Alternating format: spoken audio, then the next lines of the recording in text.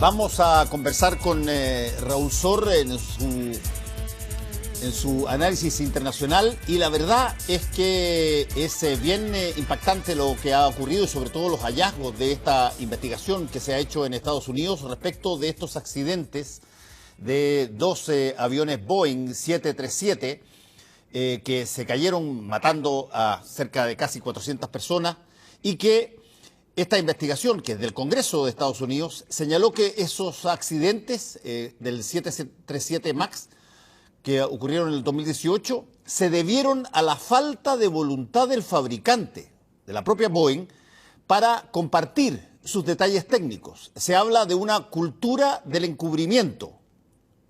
¿Le suena eso? ¿Cultura del encubrimiento? ¿Lo escuchó de alguna vez antes? Yo le recuerdo, por si acaso no se acuerda. El Papa Francisco habló directamente a la Conferencia Episcopal Chilena de que había que terminar con la cultura del abuso y el encubrimiento. El concepto de cultura del encubrimiento ya lo habíamos escuchado antes. En este caso particular es el Congreso de Estados Unidos que le dice a la propia Boeing que actuó con esa lógica de una cultura del encubrimiento que causó una cantidad de muertes muy altas. Este es el tema que ha escogido Raúl Sor para tocar hoy día. Raúl, ¿cómo estás? Hola, Fernando. Sí, la razón es porque acaba de salir un gran informe, un informe muy largo del Congreso estadounidense señalando algunos de los puntos que tú tocaste, pero también diciendo que el afán de lucro y el secretismo fueron las causas en gran medida de estas dos enormes tragedias que costaron la vida a cientos de personas, y que en algún momento Boeing tuvo noción de las dificultades que tenía. En primer lugar, el avión era un avión refaccionado, es decir, era un avión fabricado nuevo, pero sobre la base de un modelo antiguo, y en la medida que lo fueron desarrollando se dieron cuenta que el balance en vuelo no era el ideal, y para poder corregir eso generaron un software, una ayuda computacional que equilibraba el avión. Pero el problema es que con ese sistema de equilibrio, de pronto el avión bajaba la nariz y se podía ir directamente al suelo. Y hubo una serie de incidentes de pilotos que comentaron que esto les parecía muy peligroso, pero tenían un mecanismo para corregirlo, pero tenía que ser dentro de los primeros 10 segundos en que el avión comenzaba a descender fuera de la voluntad del piloto. Es decir, simplemente el computador determinaba que tenía que bajar la nariz y se iba, y bueno, el piloto debía corregirlo. Y algunas líneas aéreas con menos recursos tampoco querían comprar todos los instructivos, y Boeing les dijo, bueno, si no quieren comprarlos todos, esto es lo fundamental y no es tan necesario, si quieren ahorrar, no necesitan esos instructivos. Y bueno, un avión en Asia y otro en África sufrieron estos accidentes fatales con la muerte de cientos de personas, y los pilotos no pudieron corregir cuando el avión bajaba la nariz y se fue directamente a estrellarse al suelo. Y uno de los hechos más graves dentro de estos incidentes es que Boeing mira para el lado, por así decirlo, y trata de eludir sus responsabilidades, e inicialmente pide una investigación e insinúa, como muchas veces ocurre, de que aquí hay responsabilidades de los pilotos porque los instructivos daban cuenta de cuál era el procedimiento a seguir. Bueno, rápidamente se inició una investigación y quedó claro que no tenían todos los instructivos y que el avión tenía definitivamente una falla de diseño. Y esa falla de diseño venía por la competencia que tenía Boeing con Airbus, la empresa, el conglomerado europeo, en que los europeos estaban ganando terreno, y Boeing se apuró todo lo que pudo para sacar este avión rival, que es el 787, el Dreamliner. Y a mí me tocó ir a Seattle, a la planta de Boeing, y vi cuando lo estaban desarrollando, y estuve en la cabina, y era un avión realmente, por algo le pusieron avión de ensueño, porque era espectacular. Por ejemplo, fue el primer avión o la primera cabina que tenía las luces de las distintas horas del día. Entonces, cuando estaba llegando al atardecer, toda la cabina tomaba un color de puesta de sol y después se oscurecía y aparecían estrellas proyectadas en el techo del avión. Es decir, y esto a partir de estudios muy profundos que se hicieron de la psicología humana y cómo la gente soporta mucho mejor un viaje si acompaña las distintas luces del día. Es decir, que vive un atardecer y al amanecer entra una luz potente, y que es lo que vivimos regularmente, y que no era lo que pasa en las cabinas de aviones regulares, en que tú tienes día o noche y te altera completamente tu situación. Por lo tanto, era el avión, la gran esperanza de Boeing, que con esto iban a contener a Airbus. Y el avión había tenido una venta, pero espectacular, espectacular. Es decir, se vendió por encima de todas las expectativas de Boeing. Eran ventas a futuro. Claro, vino el accidente, los accidentes, y por supuesto las cosas tomaron otro cariz. Sí, a mí me recordó, después de saber que tú ibas a tocar este tema hoy día, mirando un poco lo que decía la investigación del Congreso de Estados Unidos, me recordó un poquitito lo que pasó con el Ford Pinto. ¿Tú te acuerdas de ese modelo de auto Ford que de pronto empieza a haber una situación bien curiosa, que si lo topaban en algún topecito desde un ángulo particular de atrás, estallaba el Ford Pinto y le pasó 7 u 8 veces? Y posteriormente se hizo una investigación y se descubrió que Ford sabía eso, sabía de que había un problema de diseño en el estanque de benzina, en la ubicación del estanque de benzina, pero ahí se tomó la decisión de si es que llamar los autos de vuelta para modificar la